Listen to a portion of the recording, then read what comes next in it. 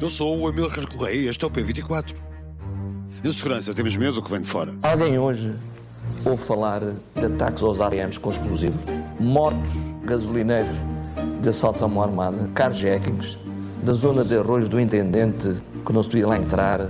Querem comparar esses períodos com o período que hoje vivemos e dizer que hoje é que é mau? A associação entre população imigrante e o aumento da criminalidade ou do sentimento de insegurança tem sido frequente. As estatísticas nacionais desmentem a correlação entre imigração e criminalidade e responsáveis, como Luís Neves, diretor nacional da Polícia Judiciária, que escutamos na abertura deste episódio, explicam por A mais B que o sentimento de insegurança é gerado pela desinformação e não é confirmado pelos dados. O novo relatório anual da Segurança Interna, mais conhecido como RASI, assegura que a criminalidade geral baixou no distrito de Lisboa, contrariando o discurso de Carlos Moedas, presidente da autarquia, e confirma uma descida do crime a nível nacional.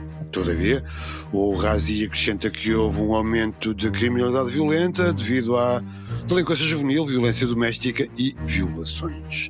Na semana em que a AIMA informou que o número de cidadãos imigrantes residentes em Portugal com processos de regularização em dia já passou a fasquia do 1,5 milhão de pessoas, convidamos o investigador Luís Fernandes para nos falar sobre insegurança psicológica, percepções e medo. O professor catedrático da Faculdade de Psicologia e Ciências da Educação da Universidade do Porto, que estuda estes temas há mais de 30 anos, diz que os nossos medos são contaminados pelo que vem de fora e quem vem de fora hoje é o migrante. No fundo, compramos os medos dos outros.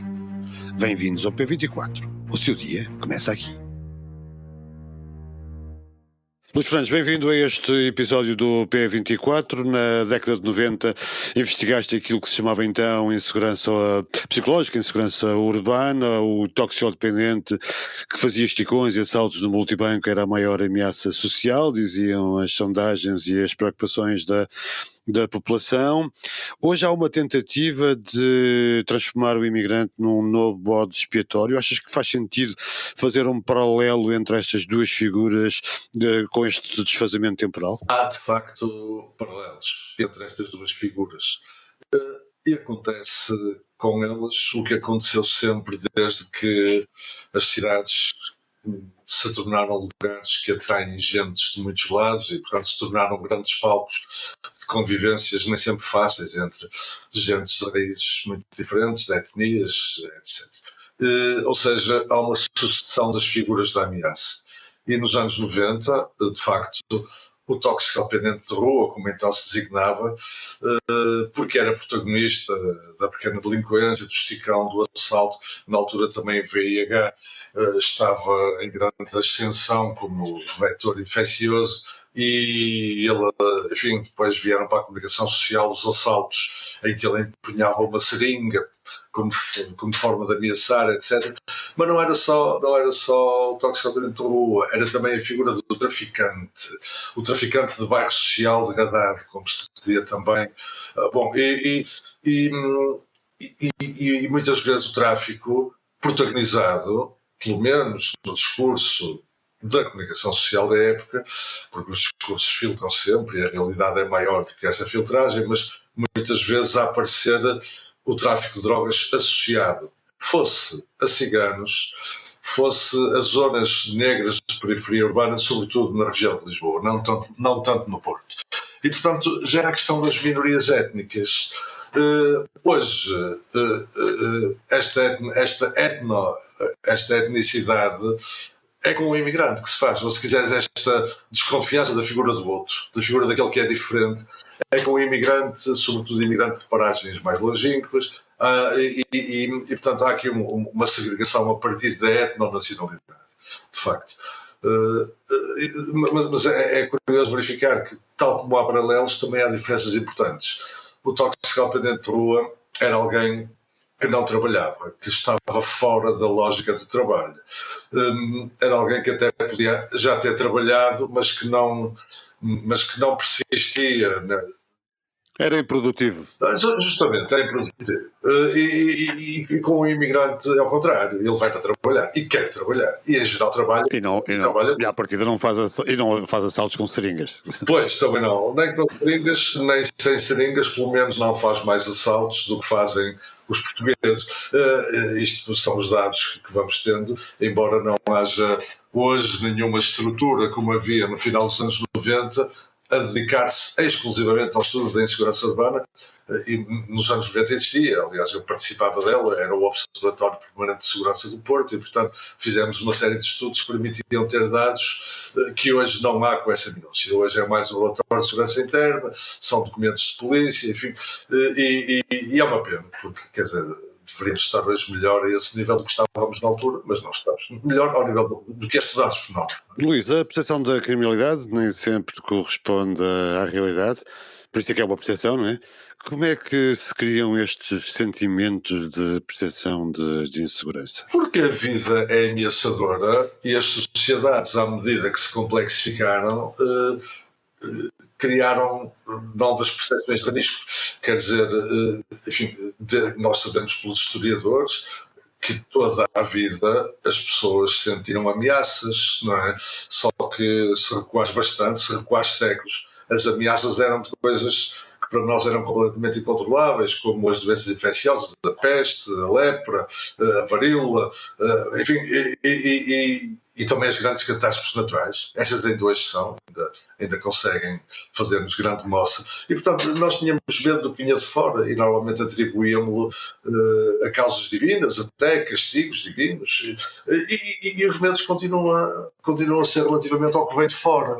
E quem vem de fora hoje é o migrante, como na altura era o toxicodependente, porque o que é que vinha de fora? A droga. Não vinha de fora só porque a heroína ou a coca vinham de países longínquos, não. Vinha de fora daquilo que é a lógica do funcionamento humano. Quer dizer, a droga era uma espécie de uma desrazão, desrazonava-nos. Portanto, o toxicodependente era um radicalmente outro. E o migrante é também um radicalmente outro, porque vem de uma cultura que nós não conhecemos e que muitas vezes não só não conhecemos, ou por não conhecermos, temos imensos preconceitos acerca dessas culturas. Lembro-me de teres escrito sobre os mapas do medo na cidade, concretamente no Porto, e a tua topografia urbana das drogas, identificando os bairros onde existia mais consumo e tráfico de droga nessa altura. Há a hierarquização social e habitacional contribui para esse mapa do medo. Nós associamos o mapa do medo à existência e à vivência desse outro. Sim, mas Amílcar, eu antes de responder a essa questão queria completar um dado sobre as questões anteriores que é importante para equacionarmos a questão da imigração. E depois vou a essa da topografia urbana de medo. Porquê? Porque eu estive a visitar textos antigos, inclusivamente alguns da minha autoria, que escrevi na comunicação social, na viragem do milénio, e já na altura aparecia a figura do migrante clandestino, mas aparecia ainda de uma forma pouco notória. Mas uma das vozes que o trouxe para a comunicação social, para as televisões, foi o então ministro Paulo Portas. É curioso, porque já estávamos a falar em alguém de uma força conservadora de direita e, portanto, normalmente esta reação ao outro vem sempre que o panorama político fica mais marcado pelas forças conservadoras. Se quiseres, elas apostam mais na segurança civil, na questão do policiamento, falam muito de segurança, já vimos isto com Luís Montenegro agora também, não é? E quando são as forças de esquerda a governar, o discurso securitário diminui um pouco, aumentando o discurso em torno da segurança social. A segurança social, no sentido genérico, não falo da instituição de segurança social. E portanto, há aqui claramente águas político-partidárias que são distintas no que toca à tecla do sentimento de insegurança, de quem é que é a figura da ameaça, de quem é que está a invadir-nos. E também é curioso que nessa altura Paulo Portas, além do migrante clandestino, identificava como grandes ameaças o terrorismo e as armas de destruição maciça. Isto é muito interessante porque mostra como é que a nossa agenda é determinada a partir do exterior. Quer dizer, o terrorismo já era muito importante noutros países, mas em Portugal não havia atentados. Ainda, felizmente, não houve até hoje um grande atentado. E a questão das armas de destruição maciça. Estávamos na altura na guerra do Iraque, quando se fez aquela reunião das lajes em que o George W. Bush e o Aznar e o nosso Durão Barroso fizeram aquela tríade, enfim, enquanto das lajes, e o discurso era: temos que ir ao Iraque destruir as armas de destruição maciça e tal. Repara como é que os nossos medos daqui são contaminados pelo que vem de fora, não é? Portanto, se quiseres, nós compramos os medos dos outros. O que é normal no mundo globalizado. Hoje nada tem fronteiras. Não é? Sim, relativamente ao Atlas do Medo, de facto, o bairro social periférico era uma figura muito apontada. Eu fui para lá investigar, vivi inclusivamente num dos bairros aqui do Porto, que era muito apontado também, e aquilo que vi nestes bairros, exceção feita ao bairro do Aleixo, ele hoje já não existe, já foi demolido, foi sobretudo uma vida relativamente normal, em comunidades urbanas pobres, marcadas por grandes dificuldades no que toca ao plano económico, ou no que toca a manter os filhos na escola, porque muitas vezes em sucesso escolar, os miúdos saíam da escola. Estes é que eram os grandes problemas, não era a droga. A droga torna-se um alibi para falar destes lugares, e no caso do Aleixo, até para o varrer do mapa da cidade, porque os terrenos têm grande exposição a uma zona nobre da cidade, ao Rio Douro, à Foz do Douro, e era necessário livrá-los daquelas torres de habitação social para lhes dar um destino mais consentâneo com a exploração urbanística da cidade e, portanto, com um circuito de lucro, não é? É disso que estamos a falar. E, portanto, de facto, a espacialização do medo vai para essas zonas, ainda hoje vai. E se na altura o toxicodependente era muito a figura que vinha destes sítios, ou que ia para lá comprar, vindo dos outros lados da cidade, e portanto, se quiseres, havia o binómio toxicodependente, bairro social periférico, hoje há o binómio migrante e as tais sociedades de onde eles vêm, que nós consideramos civilizacionalmente mais atrasadas, porque há este estereótipo de que eles vêm para aqui e não sabem conviver com os nossos códigos culturais, o que é evidentemente uma falácia. Aliás, e então falácia maior ainda quando se liga o migrante à delinquência ou ao roubo. Ora, acontece que ele muito mais vezes é roubado do que aquelas em que rouba.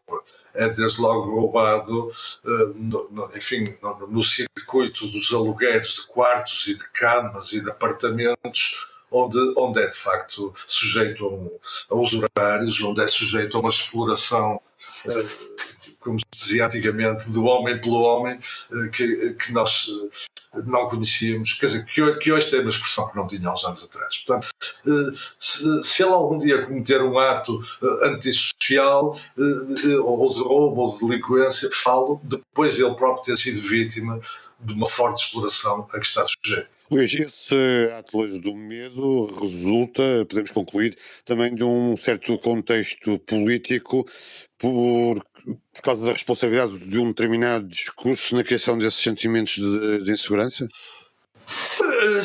De facto, isso é um tema muito, muito difícil de abordar, porque tem N cambiantes, N variáveis. Agora, quando o sentimento de insegurança é difuso, e o sentimento, nós temos medos que às vezes não sabemos bem de onde é que vêm, que nos acordam ao meio da noite, a chamada hora do lobo, e ficamos ali com a sensação de que o mundo é inseguro, de que há muitos riscos, o que é o futuro, o que é que vai ser amanhã, isto.